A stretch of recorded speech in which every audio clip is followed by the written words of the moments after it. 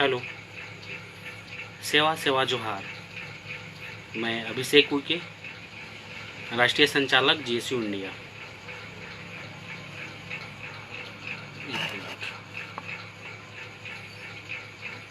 साथियों, आप सभी को पता होगा कि हम संविधान की बात लाइव स्ट्रीमिंग के माध्यम से पढ़ रहे हैं और बहुत से साथियों ने फ़ोन के माध्यम से भी बताया कि भैया अच्छा है, अच्छा विचार है और जीएसयू इंडिया का एक बढ़िया कदम है, फ़ायदेमंद कदम है ना।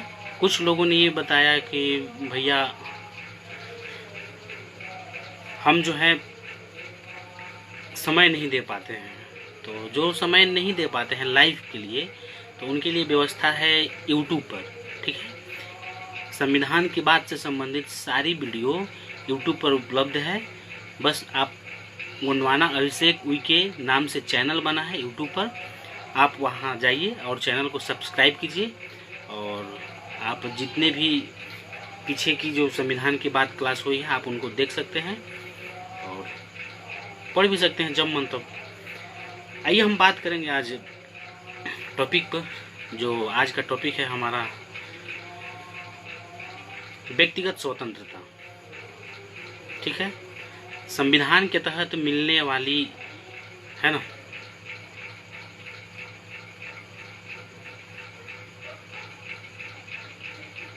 एक मिनट, हम बात करेंगे आज संविधान के तहत मिलने वाली हमारे मौलिक अधिकारों की। ठीक है, मौलिक अधिकार हमारे लिए बेहद इम्पोर्टेंट है। पिछले क्लास में हमने मौलिक अधिकारों के बारे में जाना, मूल संविधान में कितने हमारे लिए मौलिक अधिकार थे, आज कितने हैं, है ना। आज का विषय है अभिव्यक्ति। ठीक है, अभिव्यक्ति की स्वतंत्रता हम पढ़ेंगे। ठीक है, जीवन जीने की स्वतंत्रता हम पढ़ेंगे, है ना। हमारे ऊपर जो कानून, नियम या फिर आरोप लगते हैं उसके बारे में जानेंगे, है ना। और जानकारी हम यहाँ तक रखेंगे, जैसे कि मान लीजिए बहुत सारे प्रतियोगी परीक्षाओं में भी सवाल पूछते हैं कि संविधान से संबंधित बहुत लोग ध्यान नहीं दे पाते हैं, तो हम इन सारी विषयों पर बात करेंगे, है ना। आज का टॉपिक अभिव्यक्ति। अभिव्यक्ति से मतलब ये है कि हम जो जिस देश में रह रहे हैं, क्या हमको बोलने की स्वतंत्रता है ना, देश में हमको क्या क्या करने की स्वतंत्रता है, हम इन सारी चीज़ों को जानेंगे, है ना। और कौन कौन से अधिकार किस अनुच्छेद में है, इन सारे विषयों पर हम जानकारी रखेंगे आज, है ना।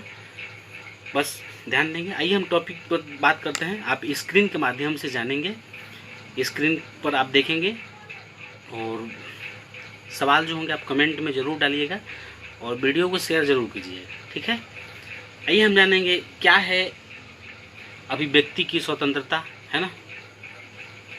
किनको किनको ये अभिव्यक्ति की स्वतंत्रता प्राप्त है।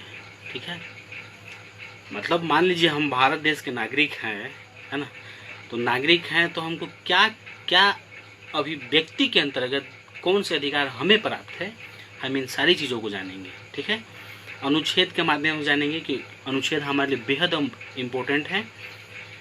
और आइए हम जानेंगे स्क्रीन के माध्यम से। स्क्रीन पर देखिए क्या क्या है ना, एक मिनट,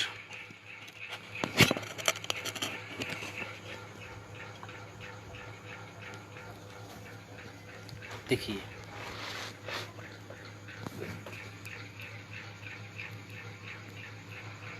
ये जो आप देख रहे हैं स्क्रीन पर आपको, है ना, हमने देखा है यहाँ टॉपिक है, एक मिनट, देखिए ये जो अनुच्छेद 19 है ना, अनुच्छेद 19 में चर्चा किया गया है अभिव्यक्ति व अन्य स्वतंत्रता की। आखिर ये कौन कौन स्वतंत्रता है, आइए हम जानेंगे बारी बारी से। ठीक, एक सवाल ये है कि अभिव्यक्ति व अन्य स्वतंत्रता ये किन किन को प्राप्त है, तो केवल नागरिकों को प्राप्त है। ठीक है, मतलब जो देश के, भारत देश के नागरिक बन गए हैं उनको प्राप्त है। किसी व्यक्ति विदेशी को प्राप्त नहीं है।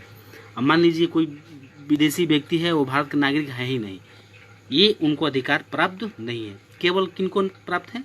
केवल नागरिकों को, जो भारत का नागरिक बन चुका है उनको अभिव्यक्ति व अन्य स्वतंत्रता के अधिकार है। ठीक है, आइए जानेंगे। देखिए, अनुच्छेद 19(1) में कहा गया है व्यक्तिगत स्वतंत्रता, यानी व्यक्ति स्वतंत्र है। ठीक है, अनुच्छेद 1(क) में बोला गया है वाक व अभिव्यक्ति की स्वतंत्रता। मतलब ये है कि जो देश का नागरिक है, नागरिकता प्राप्त कर लिया है, उनको बोलने की स्वतंत्रता है, अपना विचार देने की स्वतंत्रता है। ठीक है, देखिए दूसरा, अनुच्छेद 19(1) में कहा गया है शांतिपूर्ण हथियार रहित सम्मेलन करने का अधिकार। मतलब इसका ये हुआ कि अभिव्यक्ति व स्वतंत्रता के अंतर्गत आपको अनुच्छेद 19(1) में ये बोला गया है कि आप शांतिपूर्ण बिना हथियार के सम्मेलन कर सकते हैं। ठीक है, ये आपका अधिकार है।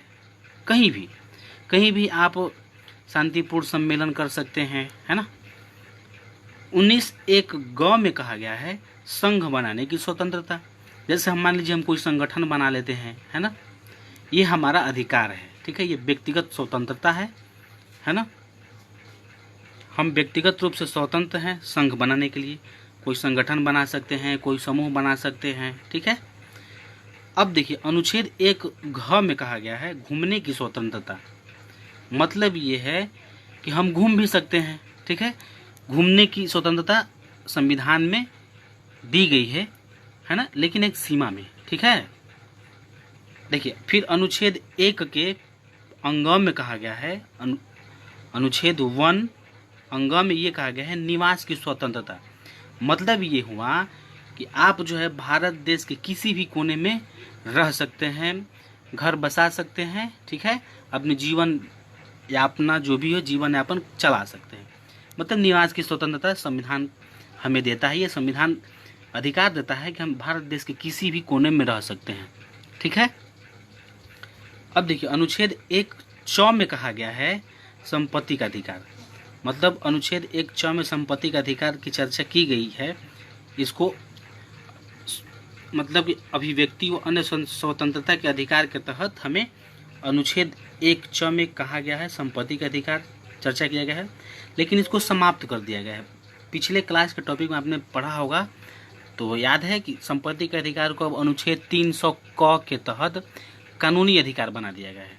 ठीक है, 44वां संविधान संशोधन 1978 से। ठीक है, अब देखिए अनुच्छेद 19(1)(6) में ये कहा गया है व्यापार करने की स्वतंत्रता। मतलब कि हम जो भी भारत देश का नागरिक है, नागरिक बन चुका है, वो भारत देश में किसी भी क्षेत्र में व्यापार कर सकता है। ठीक, आइए हम थोड़ा गहराई से जानेंगे क्या है वाक एवं अभिव्यक्ति की स्वतंत्रता। अनुच्छेद 1(क) में चर्चा किया गया है ना, वाक व अभिव्यक्ति की स्वतंत्रता। इसके तहत है ना एक महत्वपूर्ण विषय डाल दिया गया सूचना का अधिकार। ठीक है, सूचना का अधिकार के ही तहत हमें ये अधिकार दिया गया है, मतलब अभिव्यक्ति की स्वतंत्रता है कि वो सूचना का अधिकार है ना व्यक्ति प्राप्त कर सकता है।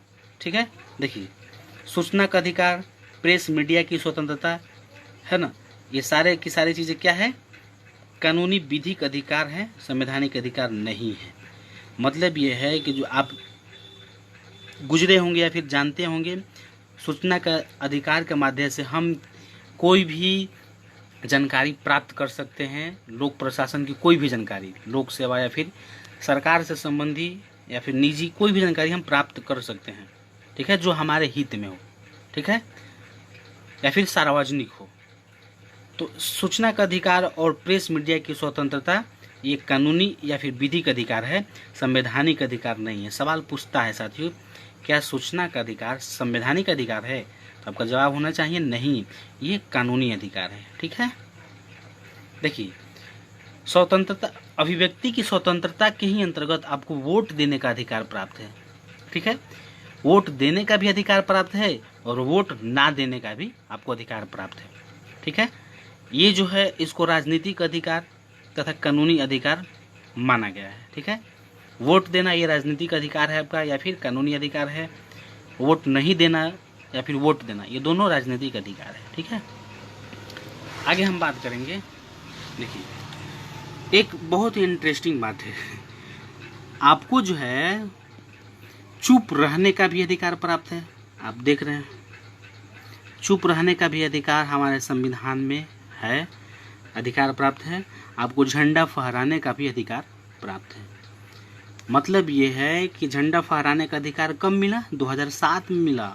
देखिए देश आज़ाद है, आज़ाद हो गया 1947 में, लेकिन व्यक्तिगत रूप से झंडा फहराने का अधिकार हमें 2007 में मिला। ठीक है, कोई भी व्यक्ति कहीं भी किसी भी जगह फहरा सकता है। ठीक है, मन हानि का दावा करना, जैसे मान लीजिए आपके ऊपर कोई गलत आरोप मढ़ दिया गया हो या फिर आप फैसले मतलब आपके प्रति कोई गलत दावा कर रहा हो या फिर मतलब मन हानि का दावा, ये 2007 में मिला। ठीक है, नहीं, मन हानि का दावा 2004 से 2007 नवीन जिंदल वर्सेस सुप्रीम कोर्ट के विवाद के अंतर्गत झंडा फहराने का अधिकार मिला हमें। ठीक है, यहाँ एक बात ध्यान दीजिए, चुप रहने का भी अधिकार है, ये हमारा मौलिक अधिकार है। ठीक है, चुप रहना, झंडा फहराना ये हमारे मौलिक अधिकार के अंतर्गत है। वही बात अनुच्छेद 19 के 2 में कहा गया है, स्वतंत्रता का अधिकार युक्ति उक्त है। मतलब ये हुआ कि स्वतंत्रता का अधिकार पर प्रतिबंध लगाया जा सकता है।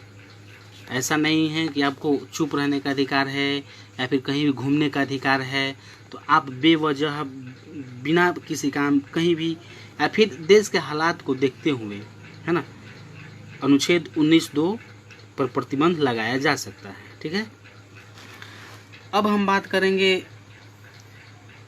अनुच्छेद 20 की। इसमें चर्चा किया गया है दोष एवं सिद्धि की विरुद्ध स्वतंत्रता। ठीक है, क्या है जानेंगे हम इसके बारे में। ठीक है, मतलब ये है कि अगर आपके ऊपर कोई आरोप लग गया है, आपके ऊपर कोई दोष मढ़ रहा है ना, तो क्या उसके कहने से आपको सज़ा मिल जाएगी? ऐसा नहीं है, है ना। संविधान में ये व्यवस्था दिया गया है, अनुच्छेद 20 के तहत ये अधिकार दिया गया है आपको दोष एवं सिद्धि की विरुद्ध स्वतंत्रता। मतलब ये है, जानेंगे हम क्या है दोष एवं सिद्धि की विरुद्ध स्वतंत्रता। ये जो अधिकार है भारतीयों प्लस विदेशियों दोनों को प्राप्त है। ठीक है, मान लीजिए किसी विदेशी के ऊपर भारत में कोई आरोप लगा दिया गया है ना, तो उस विदेशी को ये हक है ना कि वो अपने ऊपर लगे आरोपों को सिद्ध कर सके, सही है कि गलत है ना। ये दोनों को अधिकार है, भारतीयों प्लस विदेशियों को। देखिए क्या है, अनुच्छेद 20(1) में चर्चा किया गया है कि अगर आपको, है ना, आपको तब तक दोषी नहीं माना जाएगा जब तक आपने किसी कानून को वर्तमान में उल्लंघन न किया हो। जाहिर सी बात है, बिना किसी गलत के, बिना किसी अपराध के कोई भी, है ना, कोई भी लोग आपको गिरफ्तार नहीं कर सकते या फिर आपको उसका दोषी नहीं माना जाएगा जब तक आप कोई दोष नहीं करोगे, कोई अपराध नहीं करोगे, है ना। देखिए वही अनुच्छेद 20(2) में कहा गया है एक अपराध के लिए दोहरी सजा नहीं सुनाई जा सकती। मतलब ये है अगर कोई अपराधी पहले से ही अपराधी है तो उसको दूसरी बार सजा नहीं सुनाई जा सकती। ठीक है, उम्मीद है सब लोग समझ रहे होंगे। ठीक है, अनुच्छेद 20(3) में चर्चा किया गया है व्यक्ति को स्वयं के विरुद्ध गवाही देने के लिए बाध्य नहीं किया जा सकता। मतलब ये है, अनुच्छेद 20(3) में कहा गया है कि मान लीजिए कोई व्यक्ति दोषी है, ठीक है, अपराध किया है, ठीक, उसको आप जबरदस्ती गवाही देने के लिए बाध्य नहीं कर सकते। ऐसा आप उसको नहीं बोल सकते कि तुम अपने ही ऊपर गवाही दो, है ना, तुम अपना अपराध कबूल करो, ऐसा नहीं, उसके ऊपर दबाव नहीं बनाया जा सकता।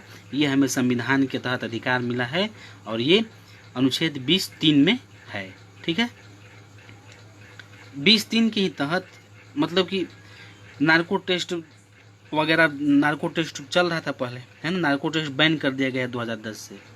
ठीक है, ये जो है सोडियम पैथोटिक्स का इंजेक्शन होता था, है ना, जिसके तहत दिमागी जो हालात है उसको कंट्रोल किया जा सकता था, है ना। डिटेल्स जानेंगे आगे के टॉपिक में। यहाँ एक बात है कि भारत का संविधान भूत और भविष्य रक्षी है। मतलब ये है कि भारत का संविधान आपके हित को, भविष्य की रक्षा भी करता है, फिर जो पीछे जो आपने घटनाएं की हैं, अपराध किए हैं, अच्छे काम किए हैं, सारी चीज़ों का ये जो है रक्षी है, यानी मतलब रक्षक है।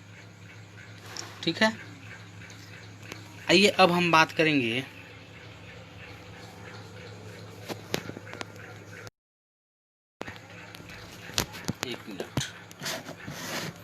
अब हम बात करेंगे प्राण एवं दैहिक स्वतंत्रता। ठीक है, क्या है प्राण एवं दैहिक स्वतंत्रता हम जानेंगे।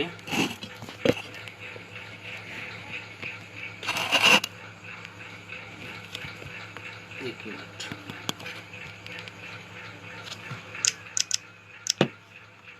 ठीक है, हम बात करेंगे प्राण एवं दैहिक स्वतंत्रता आखिर क्या है। ठीक है, एक तरफ से बोल सकते हैं आप प्राण एवं दैहिक स्वतंत्रता, मतलब ये है कि आप जो जीवन जी रहे हैं, है ना, प्राण मतलब ये जिंदगी, है ना, जीवन जीने का भी आपको अधिकार प्राप्त है, ये संविधान में अधिकार दिया गया है, ये देश के नागरिकों का अधिकार है ना। इस पे भी हम चर्चा करेंगे, क्या क्या आपको अधिकार प्राप्त है जीवन जीने के लिए, प्राण दैहिक स्वतंत्रता, क्या क्या आपको अधिकार प्राप्त है, इस देश में आप क्या क्या कर सकते हैं, कहाँ घूम सकते हैं, है ना, कहाँ रह सकते हैं, इन सारी चीज़ों को संविधान में उल्लेखित किया गया है। और ये देश का जो नागरिक है भारत देश का, इन सबको ये प्राप्त है। आइए हम बात करेंगे क्या क्या अधिकार उसके तहत दिया गया है प्राण एवं दैहिक स्वतंत्रता के अंतर्गत। पहले एक चर्चा करेंगे साथियों, एक विषय है इसी क्रम में भारत रत्न। आपने नाम सुना होगा भारत रत्न। भारत रत्न देश का सर्वोच्च पुरस्कार है, मतलब हमारे भारत देश का अगर कोई सर्वोच्च पुरस्कार है तो कौन है, भारत रत्न। ठीक, भारत रत्न की सिफारिश कौन करता है देने की, ये हमारे देश का प्रधानमंत्री करता है। ठीक है, बाय आपने सुना होगा कि इनको भारत रत्न मिल गया, फलाना सिंह को भारत रत्न मिल गया। मतलब यह है कि प्रधानमंत्री की सिफारिश पर ही किसी व्यक्ति को भारत रत्न दिया जाता है। ठीक है, एक चीज सवाल पूछती है साथियों, पुरस्कारों की श्रेणी में हम जानेंगे कि भारत रत्न देश का सर्वोच्च पुरस्कार है, एक क्रम पूछता है एग्जाम में, एक क्रम पूछता है। ठीक है, मान लीजिए भारत रत्न सर्वोच्च पुरस्कार है, उसके बाद दूसरा सर्वोच्च है पद्म विभूषण, ठीक, तीसरा है पद्म भूषण और चौथा है पद्मश्री। आपने इसका अध्ययन किया है, भारत रत्न, पद्म विभूषण, पद्म भूषण और पद्मश्री, ये जो 4 पुरस्कार है ना, एक नंबर पे भारत रत्न, दूसरे नंबर पर पद्म विभूषण, तीसरे नंबर पर पद्म भूषण और चौथे नंबर पर पद्मश्री। ये 4 पुरस्कार हैं जो भारत के सर्वोच्च पुरस्कार माने जाते हैं और इनमें सर्वोच्च पुरस्कार भारत रत्न है। इन पुरस्कारों का सिफारिश कौन करता है, प्रधानमंत्री करता है भारत रत्न की। ठीक है, किन किन लोगों को दिया जाता है, जैसे मान लीजिए देश में देना है तो अधिकतम हम 3 लोगों को दे सकते हैं, भारत रत्न हम अधिकतम 3 लोगों को ही दे सकते हैं। ठीक है, ऐसा प्रावधान है। किन किन क्षेत्रों में दिया जा सकता है, सवाल ये भी है कि भारत रत्न किन किन क्षेत्रों में दिया जाता है या फिर दिया जा सकता है। पहला है साहित्य, दूसरा है कला, तीसरा विज्ञान, चौथा समाज सेवा और 5वां लोक प्रशासन, छठा खेल, है ना। खेल को भी 2011 से शामिल किया गया है, मतलब 2011 से खेल के क्षेत्र में भी हम किसी खिलाड़ी को, किसी मतलब खेल से संबंधित लोगों को भारत रत्न दे सकते हैं। ठीक है, मतलब इन 6 क्षेत्रों में भारत रत्न दिया जाता है। ठीक है, आइए अब हम बात करेंगे प्राण एवं दैहिक स्वतंत्रता के बारे में। ठीक है, क्या है आखिर, क्या है इसके अंतर्गत हमें क्या क्या अधिकार मिले हैं, इसको जानेंगे स्क्रीन के माध्यम से। ठीक है, आइए हम जानेंगे स्क्रीन पर क्या क्या है। ठीक है, एक मिनट।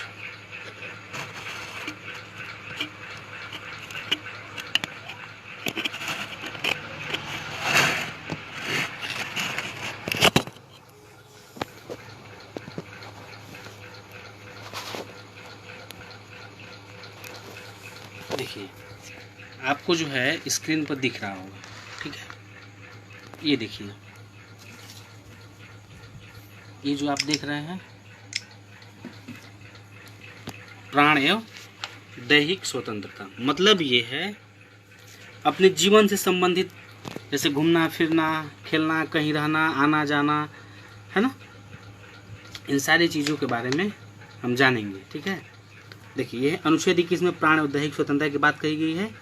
इसे मूल अधिकारों का मैग्ना कार्टा मतलब कि किसी समाज, किसी व्यक्ति, किसी राष्ट्र के लिए अच्छा दिन, अच्छा अनुभव। ठीक है, मैग्ना कार्टा उसी को बोलते हैं।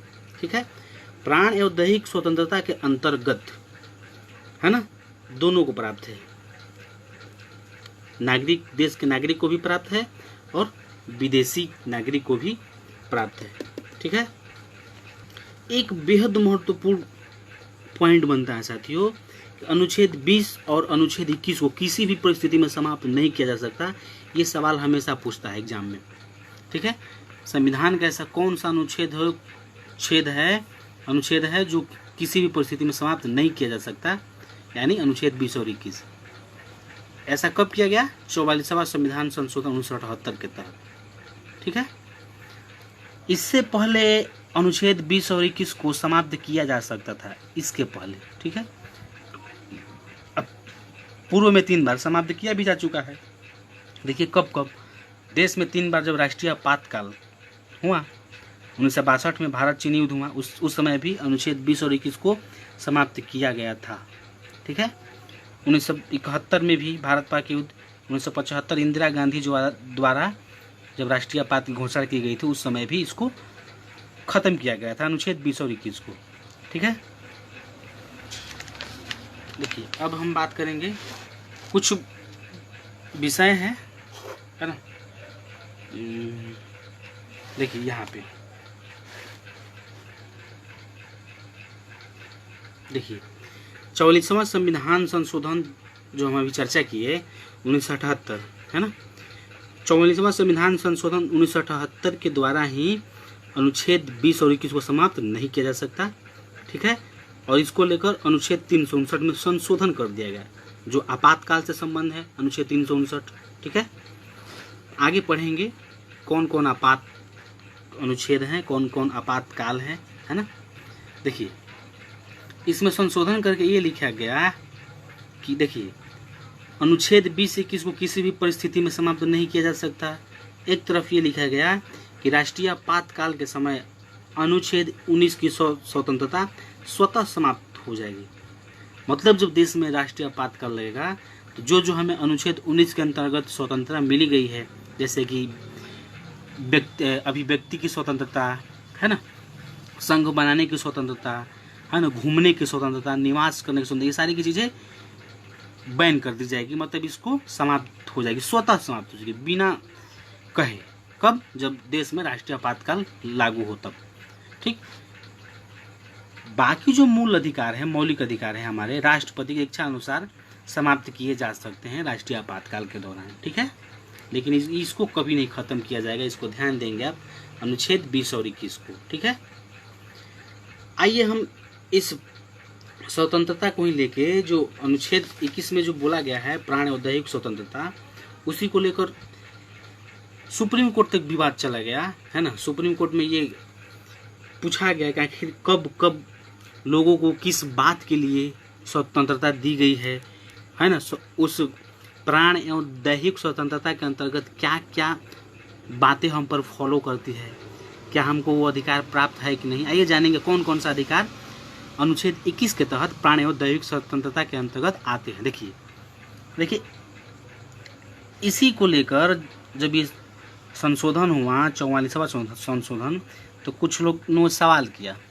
मेनका गांधी बनाम सुप्रीम कोर्ट, मेनका गांधी ने याचिका किया सुप्रीम कोर्ट में। ठीक है, 1978 में। ठीक है, मेनका गांधी ने सुप्रीम कोर्ट से सवाल पूछा है कि आप हमें ये बताइए कि अनुच्छेद 21 हमें गरिमापूर्ण जीवन जीने का अधिकार देता है, कैसे देता है? कह देने से थोड़े होगा, ठीक है। मेनका गांधी ने सवाल सही किया कि आखिर सुप्रीम कोर्ट जो है, सुप्रीम कोर्ट से सवाल किया कि आखिर जो अनुच्छेद 21 में जो चर्चा किया गया है प्राण दैहिक स्वतंत्रता की, उसमें गरिमापूर्ण जीवन जीने का अधिकार देता है, ठीक है, सही बात है ना। सुप्रीम कोर्ट ने जवाब दिया था। तो मेनका गांधी ने बोला कि आखिर कैसे है, उसको सही बताइए। तो सुप्रीम कोर्ट ने उत्तर दिया मेडिकल वीजा, है ना, गरिमापूर्ण जीवन जीने के अंतर्गत मान लीजिए मेडिकल वीजा, रोजगार का अधिकार, रोजगार मिलेगा आपको, सरकार ध्यान दे रही है, फिर संविधान में सारी चीज लिखित है, ठीक है। गरिमापूर्ण जीवन जीने का ही तो एक तरीका है ना। आवास का अधिकार, सोने का अधिकार, phone tapping ban. Phone tapping ban मतलब कहने का मतलब यह है, मान लीजिए मैं ही हूँ, ठीक है, मैं किसी बंद कमरे में बात कर रहा हूँ या फिर अपने फ़ोन में बात कर रहा हूँ, ये किसी को अधिकार नहीं है कि मेरा फ़ोन टैप कर ले कि मैं क्या बात कर रहा हूँ, क्या सुन रहा हूँ, ठीक है। यह है। अगला है स्वच्छ पर्यावरण परिस्थिति में रहने का अधिकार। मतलब हमको स्वच्छ पर्यावरण परिस्थिति में रहने का भी अधिकार है। ये सारी की सारी चीज़ें किसके तहत मिली है? अनुच्छेद 21 प्राण एवं दैहिक स्वतंत्रता के अंतर्गत ये सब मिला है, ठीक है। 6 से 14 वर्ष के बच्चों को निःशुल्क अनिवार्य शिक्षा, ये भी प्राण दैहिक स्वतंत्रता है। आश्रय आवास का अधिकार, आवास ऊपर में हम पढ़ चुके हैं। विदेश यात्रा का भी अधिकार जो है हमें मिला है अनुच्छेद 21 के तहत प्राण एवं दैहिक स्वतंत्रता के अंतर्गत, मतलब विदेश में भी घूम सकते हैं, ठीक है। ये सब सवालें पूछते हैं साथियों।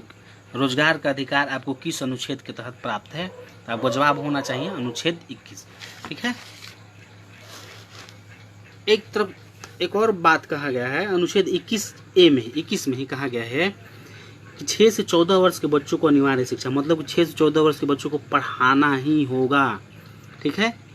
ये हर नागरिक का अधिकार है। इसको जो है 46वां संविधान संशोधन 2002 के तहत जोड़ा गया है, ठीक है। अब देखिए अनुच्छेद 21(1) के तहत ही RT यानी शिक्षा का अधिकार यानी राइट टू एजुकेशन 2009 लाया गया, ठीक है। इसमें ये कहा गया कि ये राज्य सरकारों की जिम्मेदारी है, राज्य सरकार का उत्तरदायित्व है कि इसको पालन किया जाए अपने राज्य में, ठीक है। ये जो है 1 अप्रैल 2010 से पूरे देश में लागू है। क्या? शिक्षा का अधिकार यानी राइट टू एजुकेशन 2010 से 1 अप्रैल 2010 से पूरे देश में लागू है, ठीक है। अब देखिए निजता का ही अधिकार, निजता मतलब जो आपके व्यक्तिगत जीवन, क्रिया, एक्टिविटी, फीलिंग से जुड़ी है, ठीक है। इस पर भी एक बार फिर सवाल हुआ कि क्या निजता मौलिक अधिकार है या नहीं, ठीक है। सुप्रीम कोर्ट में एक बार फिर सवाल गया, ठीक है। तो सुप्रीम कोर्ट ने 9 जजों की संविधान पीठ का गठन कर दिया। किस बात को लेके? क्या निजता का जो अधिकार है वो मूल अधिकार है कि नहीं, इसको लेके सुप्रीम कोर्ट में दायर याचिका हुई। तो सुप्रीम कोर्ट ने 9 जजों के संविधान पीठ का गठन किया। अध्यक्ष थे JS खेहर, है ना।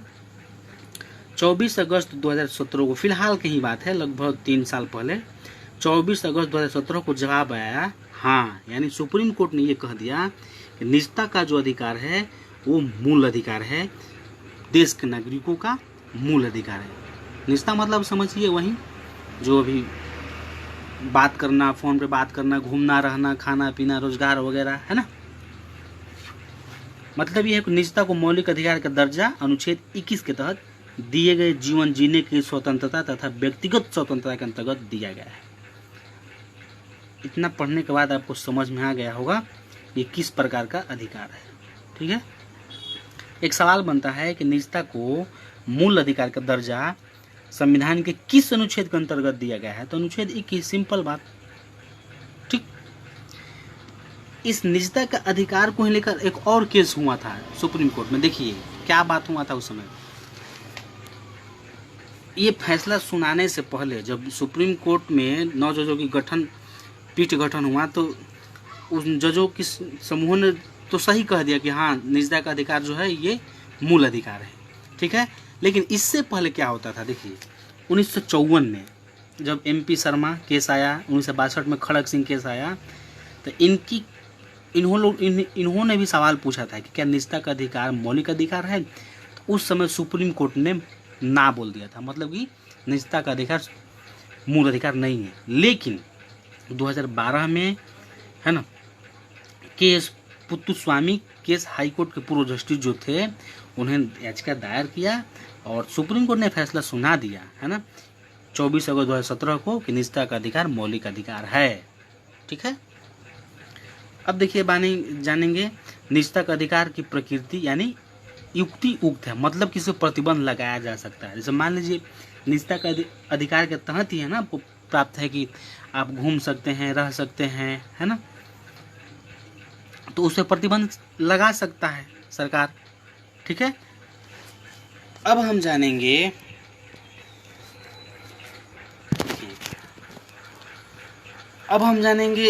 देश में जो इच्छा मृत्यु की बात आती है, कुछ लोग खुद से मरना चाहते हैं।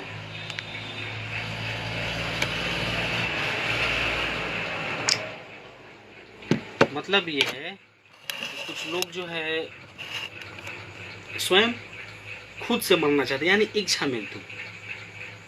तो देश के संविधान में इस चीज की भी व्यवस्था की गई है। ठीक है। कोई भी नागरिक, देश का नागरिक, वो इच्छा मृत्यु पा सकता है। कैसे, ये संविधान में चर्चा किया गया है। ठीक है। आइए हम जानेंगे। और इसको जो है निजता का अधिकारी है, ये हमारा निजी मामला है। ठीक है। ये निजी मेरा मामला है कि मैं जिंदा रहूं या ना रहूं, है ना, मैं सरकार से, कोर्ट से अपनी जो इच्छा मृत्यु को मांग सकता हूं। ठीक है। जानेंगे कैसे। भारत में क्या है, पैसिव यूथेनेसिया सिस्टम, इच्छा मृत्यु को लेकर पैसिव यूथेनेसिया सिस्टम लागू है। इसके तहत किसी नागरिक को इच्छा मृत्यु दी जाती है। कैसे, मतलब कब इच्छा मृत्यु दी जाएगी, जब मन तब आपको इच्छा मृत्यु नहीं दी जा सकती, है ना। हालात वैसे होना चाहिए ताकि आपको दिया जा सके। ठीक है। आइए हम जानेंगे कैसे है। देखिए, जो हमने पैसिव यूथेनेसिया की बात कही, ये जो है इच्छा मृत्यु को लेकर है। इसके अंतर्गत दो तरीकों से इच्छा मृत्यु आपको दी जा सकती है। कैसे, देखिए, एक है लाइलाज बीमारी से पीड़ित व्यक्ति। अब मान लीजिए किसी व्यक्ति को ऐसी बीमारी हो गई है, उसका इलाज ही संभव नहीं है। ठीक है। इलाज ही, मतलब उस इलाज का दवा ही नहीं है, या फिर वो व्यक्ति बहुत दिनों से परेशान है, कोई इलाज, मतलब लाइलाज मतलब कोई इलाज नहीं है। ऐसी व्यक्ति को सरकार इच्छा मृत्यु दे सकती है उसके कहने पर। ठीक है। दूसरा तरीका है लाइफ सपोर्ट सिस्टम से जीवित व्यक्ति को। अब मान लीजिए, सुना होगा आपने, किसी व्यक्ति किसी बीमारी से जूझ रहा हो, मतलब सीरियसली बीमारी, जैसे कि मान लीजिए लाइफ सपोर्ट सिस्टम पर लेटा हुआ है। लाइफ सपोर्ट सिस्टम का मतलब यही हुआ कि आपकी जो स्थिति है वो दयनीय है, लाइफ सपोर्ट सिस्टम हटा दिया जाएगा तो आपके प्राण को खतरा है, खतरा ही नहीं 99% खतरा है। ठीक है। तो ऐसे सिचुएशन अगर किसी व्यक्ति के साथ होता है तो संविधान ये में अधिकारी दिया गया है कि आपको जो है इच्छा मृत्यु दी जा सकती है। ठीक है। अब देखिए, इच्छा मृत्यु तो दी ही जा रही है ना, ये हमारा संवैधानिक अधिकार है, देश के नागरिकों को प्राप्त है। हम मांग सकते हैं सरकार से इच्छा मृत्यु, लेकिन दो ही कंडीशन में।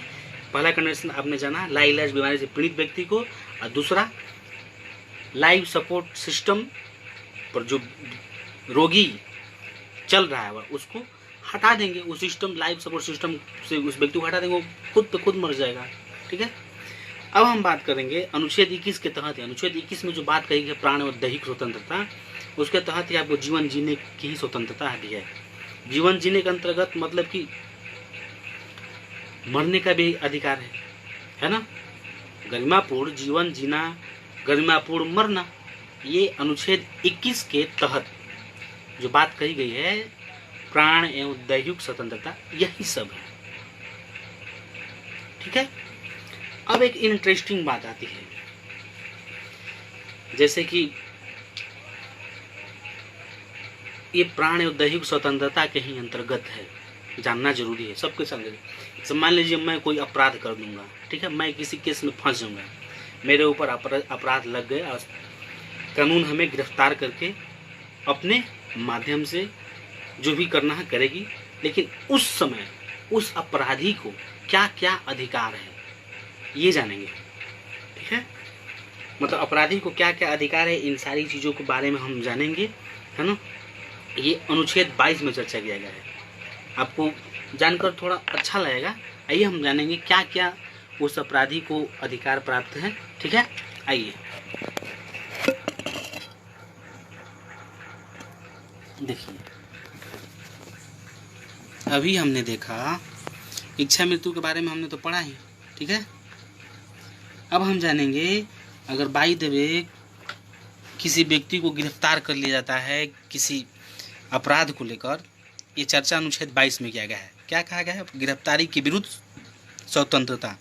मतलब आपको अगर गिरफ्तार कर लिया गया है तो आपको क्या क्या अधिकार या फिर किस किस चीज़ के लिए स्वतंत्रता दी गई है। देखिए अनुच्छेद 22(1) में ये कहा गया है कि जो भी प्रशासन आपको गिरफ्तार करेगा उसको कारण बताना होगा, ठीक है। आपको ये जानने का अधिकार है कि आप हमें किस लिए गिरफ्तार कर रहे हैं, आप ऐसे सवाल कर सकते हैं। अनुच्छेद 22(2) में ये लिखा गया है कि 24 घंटे में न्यायालय में प्रस्तुत होने का अधिकार। बाय द वे पुलिस आपको गिरफ्तार करके ले गई है तो ये संविधान कहता है कि उस अपराधी को 24 घंटे के अंतर्गत कोर्ट में, ठीक है, लाना, प्रस्तुत होना जरूरी है, प्रस्तुत होने का अधिकार है, ठीक है। 22(3) में कहा गया है वकील रखने का अधिकार। बाय द वे आप अपराधी हो तो आप वकील रख सकते हो, ठीक है। ये जो है सारे क्या थे, गिरफ्तारी की विरुद्ध स्वतंत्रता थी, ठीक है। अब देखिए हम बात करेंगे अनुच्छेद 22 के अंतर्गत ही, ठीक है। अनुच्छेद 22 में 2 प्रकार का नियम है, कानून है, एक साधारण कानून, एक निवारक कानून। हम दोनों कानून के बारे में जानेंगे आखिर क्या चीज़ है, ठीक है। देखिए ये गिरफ्तारी को लेके ही ये दोनों कानून लागू हैं और हम जानेंगे किस के तहत किन को रखा गया है, किन के तहत किन को अपराध या फिर सज़ा मिलती है, ठीक है।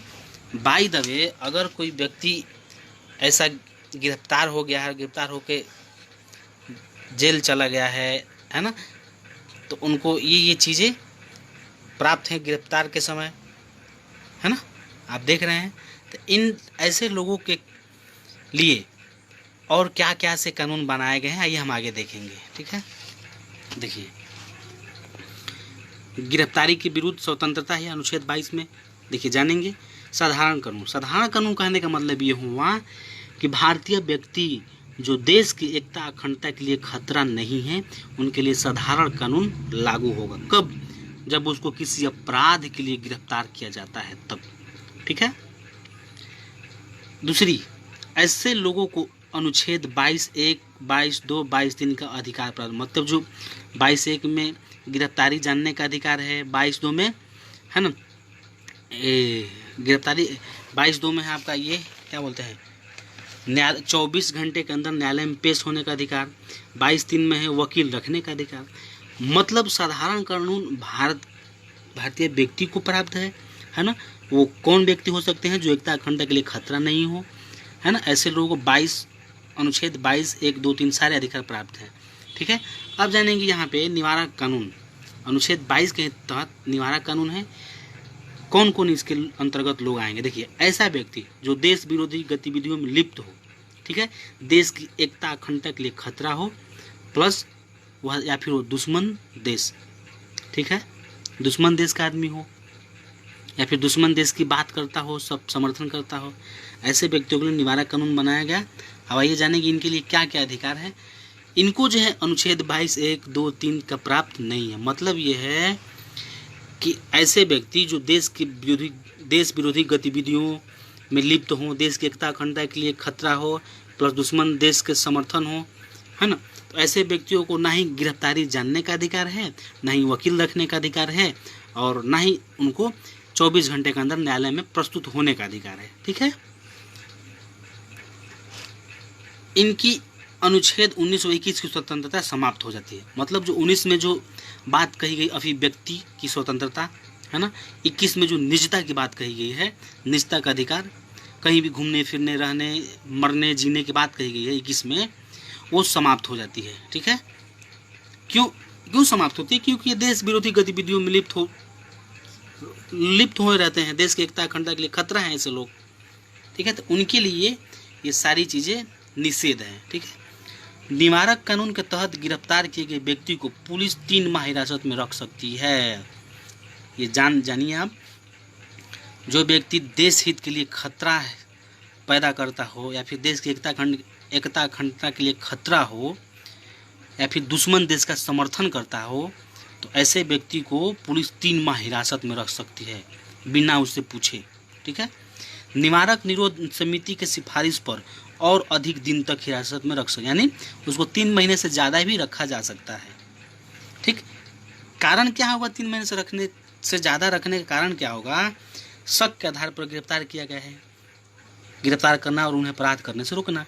जैसे मान लीजिए हमको किसी व्यक्ति के ऊपर शक होता है कि वो पाकिस्तान की मदद करता है, ठीक है ना, या फिर हमारे किसी दुश्मन देश की मदद करता है, तो हमारी पुलिस उसको शक के आधार पर गिरफ्तार कर सकती है और उसको अपराध करने से रोक सकती है, कोशिश करेगी। ठीक है, अब हम जानेंगे निवारक कानून। ठीक है, इन सारी चीज़ों को तो हमने देखा।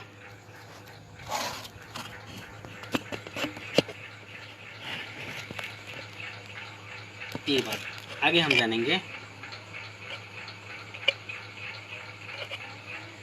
ठीक है, ये जो अनुच्छेद 22 को लेकर चर्चा की गई, ठीक है, गिरफ्तारी की विरुद्ध स्वतंत्रता, जैसे कि आपको प्राप्त हमने बताया किन किन लोगों के लिए कौन सा नियम पारित है ना। भारत का नागरिक जो देश एकता अखंडता के लिए खतरा नहीं हो, उनको साधारण कानून। ठीक है, और जो देश की एकता अखंडता के लिए खतरा हो, जो व्यक्ति खतरा महसूस होता है, तो उसके लिए निवारक कानून है। ठीक है, निवारक कानून को ही लेके जैसे देश विरोधी ताकतों, देश विरोधी कामों में लिप्त हो, वैसे लोगों के लिए बहुत सारे कानून बनाए गए है ना। ऐसे कानूनों को आप गूगल के माध्यम से सर्च करके पढ़ेंगे, बस मैं नाम बता दूंगा। देखिए, शुरुआत में है ना, निवारक निरोध कानून आया, मतलब प्रिवेंटिव डिटेंशन एक्ट। कब आया? 1950 में आया। मतलब इस कानून के तहत अगर कोई व्यक्ति देश की एकता अखंडता के लिए खतरा है, तो उसका उपचार इसी कानून के तहत किया जाता था 1950 में। ठीक है, फिर आया मीसा एक्ट, आपने सुना होगा। मीसा एक्ट मतलब कि maintenance of internal security act. ये जो मीसा एक्ट आया 1971 में आया। इस मीसा एक्ट के बारे में भी आप पढ़ सकते हैं। ठीक है, फिर आया कॉफी पोसा एक्ट 1974 में। ठीक है, मतलब विदेशी मुद्रा का संरक्षण और व्यसन विरोध कानून।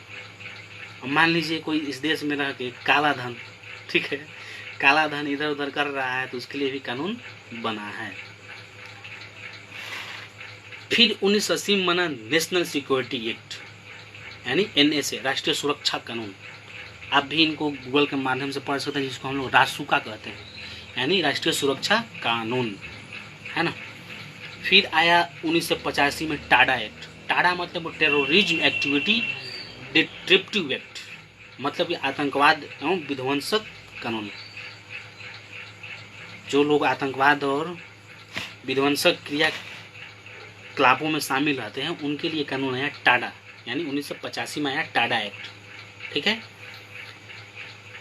फिर आया NIA 2009, जो कि प्रसिद्ध है भारत के लिए, राष्ट्रीय जांच दल, नेशनल इन्वेस्टिगेशन एजेंसी, NIA। ये 2009 में आया। नेशनल इन्वेस्टिगेशन एजेंसी, राष्ट्रीय जांच दल, ये 2009 में बना। ठीक है, इस जांच दल यानी जो नेशनल इन्वेस्टिगेशन एजेंसी है, इसको लेकर एक महत्वपूर्ण बात है, जो 2008 में मुंबई हमला हुआ था, ताज होटल, सबको याद होगा। ठीक है, तो जो 2008 में जो मुंबई हमला हुआ था, उसी हमले के बाद 2009 में राष्ट्रीय जांच दल की स्थापना की गई है। ठीक है, वर्तमान में यह भारत की सबसे बड़ी एजेंसी है, मतलब कि बड़ी जांच एजेंसी है, नेशनल इन्वेस्टिगेशन एजेंसी, यानी राष्ट्रीय जांच दल भारत की सबसे बड़ी जांच एजेंसी है, जिसकी स्थापना 2009 में हुआ। ठीक है, आज का विषय टॉपिक यहीं ख़त्म होता है। कल हम आगे भी बात करेंगे, है ना। टॉपिक चल रहा है जैसे कि अभी मौलिक अधिकार चल रहा है। मौलिक अधिकारों के अंतर्गत हमने देखा समानता का अधिकार, हमें किस किस क्षेत्र में समानता प्राप्त है ना। अभिव्यक्ति का अधिकार, है ना, ये भी मौलिक अधिकार के ही तहत है ना। प्राण एवं दैहिक स्वतंत्रता का अधिकार, ठीक है। और फिर हमने आज पढ़ा निजता का अधिकार। फिर हमने पढ़ा दोष एवं सीधी की विरुद्ध स्वतंत्रता, मतलब कि कोई भी हमें कुछ भी साबित करके चला जाएगा, ये संभव नहीं है।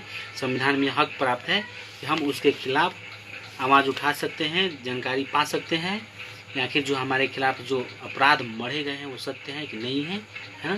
किसी व्यक्ति को किसी अपराध के लिए कबूलने के लिए उसको बेबस नहीं किया जा सकता, ये हमारा संवैधानिक अधिकार है। ठीक है, आगे हम पढ़ेंगे शोषण के विरुद्ध अधिकार, जो आर्टिकल 23 से 24 के बीच में चर्चा की गई है। शोषण के विरुद्ध अधिकार, ठीक है। शोषण हमारा कहाँ कहाँ होता है ना। शोषण के खिलाफ ही लेकर बहुत सारे कानून बनाए जा चुके हैं इंडिया में। कुछ हद तक सफल भी है, और कुछ उसके नकारात्मक भी परिणाम है ना। शोषण आज भी नहीं रुका है, आप देखते होंगे खबरों में, सोशल मीडिया में, या फिर जिस क्षेत्र में रहते हैं वहाँ देखते होंगे।